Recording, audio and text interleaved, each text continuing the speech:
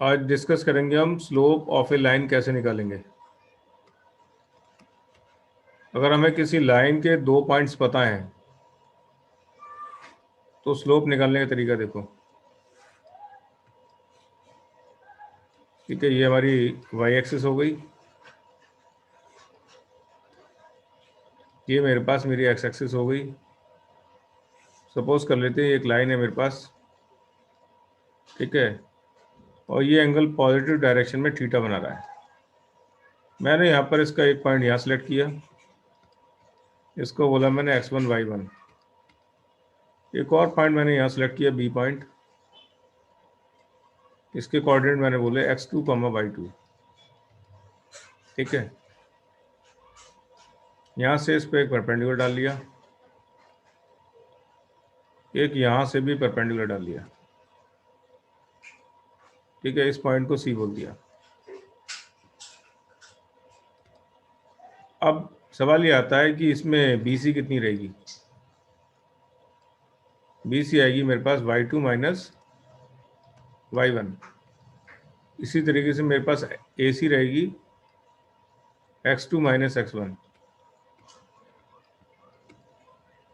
ठीक है, अब ट्राइंगल की बात करते हैं ABC में। ये अगर थीटा आ रहा है, ये एंगल क्रॉसपॉन्डिंग एंगल के हिसाब से कितना रहेगा, थीटा ही रहेगा। इन ट्राइंगल ABC की बात करते हैं। ABC में BC अपॉन AC का जो रेशियो आएगा that will be equal to tan theta. तो BC मेरे पास क्या है, y2 माइनस y1, और AC मेरे पास है x2 minus x1। And the tan theta is said to be slope, it is represented by m। तो ये फॉर्मूला ड्राइव किया मैंने, how to find the slope of a line if any two points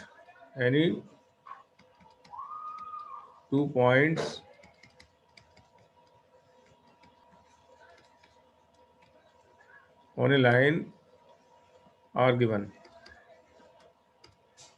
अगर कोई भी 2 points एक line पर आ रहे हैं तो उसके हिसाब से हम स्लोप निकाल सकते हैं, कुछ ऐसे। समझ आई बात? हाँ सर। ठीक है, और स्लोप को हम ग्रेडियंट भी बोलते हैं। ठीक है ना,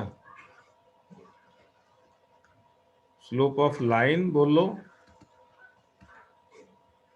या इसको बोल लो ग्रेडियंट ऑफ लाइन।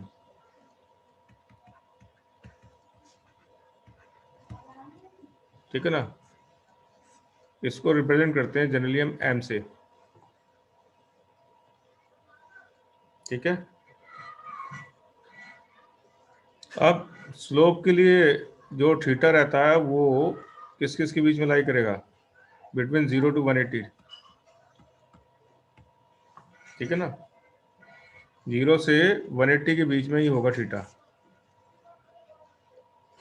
तो इसके हिसाब से अगर देखी जाए तो स्लोप हमारे पॉजिटिव आ सकता है या स्लोप हमारा नेगेटिव आ सकता है। अगर थीटा की वैल्यू हमारी कुछ ऐसी आ गई, 90 से छोटी आ गई, ठीक है, तो m इज पॉजिटिव। और थीटा की वैल्यू अगर 90 से बड़ी हो गई तो m इज नेगेटिव, क्योंकि थीटा सेकंड क्वाड्रेंट में पहुंच जाएगा इसके हिसाब से। तो tan थीटा जब भी सेकंड क्वाड्रेंट में होगा तो होगा कैसा, वो नेगेटिव।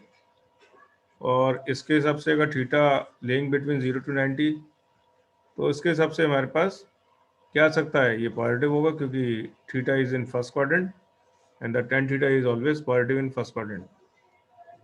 समझ में आई बात? सर 180 से ऊपर नहीं जाएगा कभी? नहीं, 180 से ऊपर लेने का कोई मतलब ही नहीं है, कैसे चला जाएगा। मान लो ये लाइन है, या तो ये हो सकता है थीटा, या फिर तुम इसको मान सकते हो, है ना। अब रिफ्लेक्स का तो कोई मतलब ही नहीं रहा, रिफ्लेक्स से थोड़ा ना मतलब है, एक्स एक्सिस के साथ कितना इंक्लाइंड हो रहा है ये, वो कोई ना कोई एंगल होगा, वो 0 से 180 के बीच में लाई करेगा। समझ में आई बात? हाँ सर। हाँ सर। बस इतना ध्यान रखना कि थीटा की वैल्यू क्या नहीं हो सकती है, 90 भी नहीं हो सकती है। 1090 हो जाएगा अनडिफाइंड, तो slope can not be defined. इसीलिए मैंने इसको इक्वलिटी का साइन नहीं दिखाया यहाँ पर भी मैंने इसको इक्वलिटी का साइन नहीं लिया 90 के साथ। स्लोप अनडिफाइंड का कोई मतलब ही नहीं है, और स्लोप अगर अनडिफाइंड होता है तो वाई एक्सिस हो जाएगी, ठीक है ना। अगर थीटा 90 डिग्री हो जाए तो वाई एक्सिस हो जाएगी वो। अब बात करते हैं पैरेलल लाइंस के स्लोप की।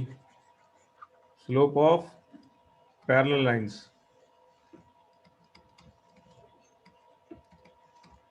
पैरेलल लाइंस के जो स्लोप होंगे वो हमेशा सेम होंगे, इक्वल होंगे।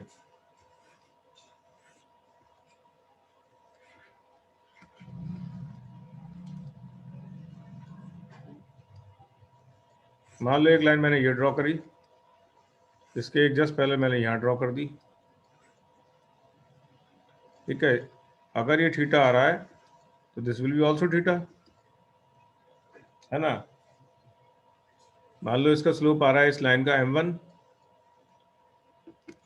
और इस लाइन का स्लोप मान लेते हैं m2, तो tan theta equals to m1 भी रहेगा, और tan थीटा इक्वल्स टू क्या रहेगा, m2।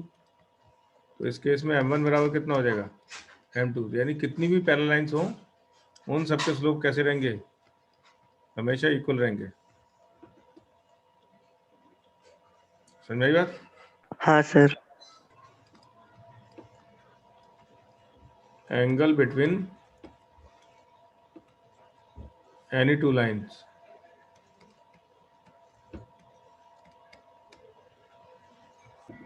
ठीक है। अब इसके लिए देखो क्या करोगे इसमें। ये मेरी वाई एक्सिस हो गई, ये मेरी एक्स एक्सिस हो गई। एक लाइन मेरी ये गई, ठीक है, और एक और लाइन मेरी कुछ ऐसे चली गई। इसको L1 बोल लो, इसको L2 बोल लो,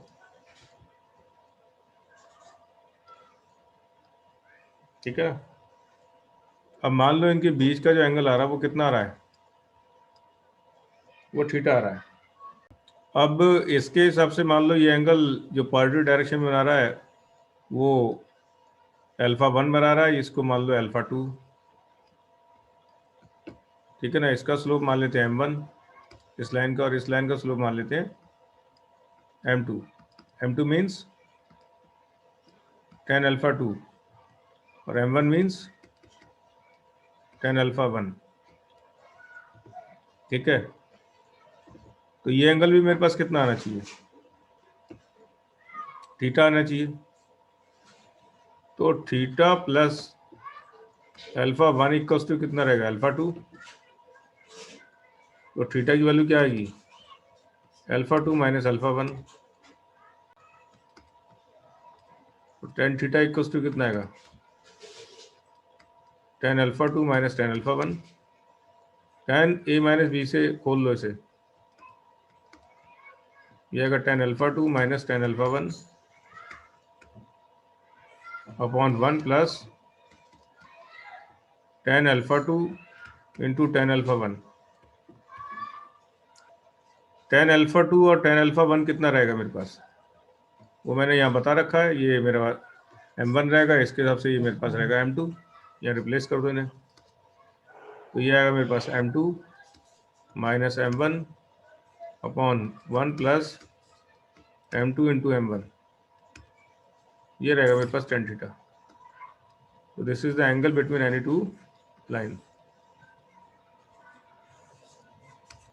अब इससे कोई फर्क नहीं है अगर कोई सोचे कि ये भी एंगल हो सकता है ना, ये भी कोई कह सकता है ये 180 माइनस थीटा बोल सकता है, वो कोई फर्क नहीं पड़ता, ठीक है। इसलिए हम इसको मोड में रखते हैं हम।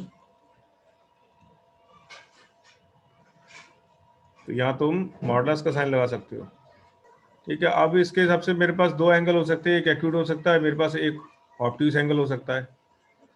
ठीक है, तो ऑब्ट्यूज के हिसाब से टेन थीटा क्या आ जाएगा, नेगेटिव, और एक्यूट एंगल के हिसाब से टेन थीटा की वैल्यू आएगी पॉजिटिव, इसलिए हमने इसके मोड का साइन लगा दिया। तो वैल्यू पॉजिटिव भी आ सकती है या वैल्यू नेगेटिव भी आ सकती है। दो लाइंस के बीच के एंगल की वैल्यू नेगेटिव भी हो सकती है और पॉजिटिव भी हो सकती है, depending on acute angle on और ऑब्ट्यूज एंगल। अगर तुम एक्यूट एंगल यूज करते हो तो वैल्यू विल बी पॉजिटिव, और अगर तुम ऑब्ट्यूज एंगल यूज करोगे तो आंसर तुम्हारा नेगेटिव में आ जाएगा। समझ में आई बात? हाँ सर।